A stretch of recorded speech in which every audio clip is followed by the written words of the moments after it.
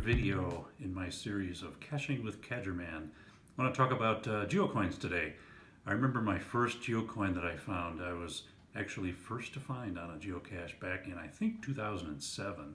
And inside that, as a first to find reward, was a unactivated geocoin, which I snapped up and discovered what geocoins were all about at the time. And it was a Civil War geocoin. I actually have a picture of it here.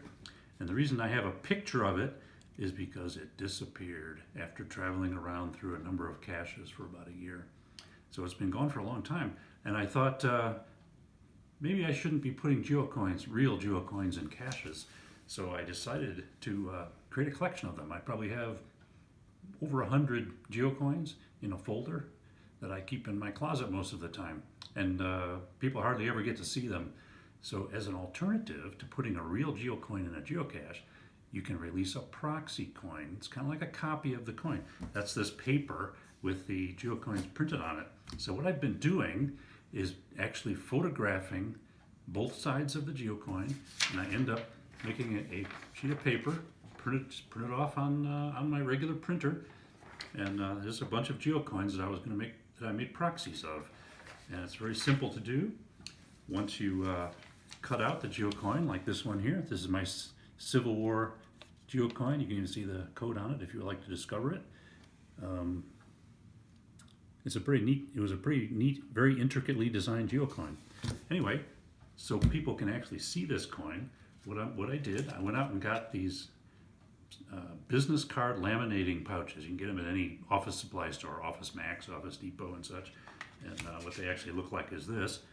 So once you print the paper copy of your geocoin out, you just put the front and the back opposite each other. They slide right into the plastic laminating case, and you peel off this back paper and seal it in there. And then now, whether this is a geocoin that disappeared like this one, or a geocoin that you want to keep in your collection so that it doesn't get lost, you can put this in a cache, and it can travel from cache to cache, and people can see what this geocoin looked like.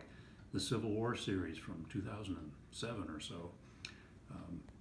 I probably put out 40 or 50 of these proxies, and even, unfortunately, even some of them disappear. They get picked up by cachers and don't get moved on. It's kind of sad, but it's better than losing the real coin, and you do get some feedback on the coins as they travel around. So you can give this a try. It's a very simple little mini craft project that anybody could do at minimal expense, and you don't lose your geocoins. Now that we have our geocoin proxy, we can put it in a cache. But I wanted to show you that I've created a whole bunch of these that I'm going to be putting in caches in the coming, probably month or two. I'll have some fun with these. But now the next thing I want to do is create a new cache.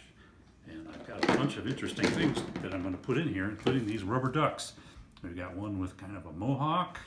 We have this green duck with a 6 on it. We have a yellow duck reading a book. We have an Uncle Sam duck. Here's a black duck with an 8, like an 8-ball, right? And then we have a yellow duck with a surfboard. Surfing duck. Interesting. Here's a duck with some stripes on the side. And here's a duck with a kind of a star pattern on the front of him. So that's going to be in this new cache. This is going to be trail mix number 35, the 35th one of these caches. Still have to figure out where I'm going to put it exactly. I have a pretty good idea. I've created a log. That's going to go in there too. And then I'm going to put my proxy in there. And then I'm also going to put in a regular type of travel bug that I picked up the other day. It's a little cat. This one came from Japan, so he's been traveling around quite a bit. He's going to go in there too.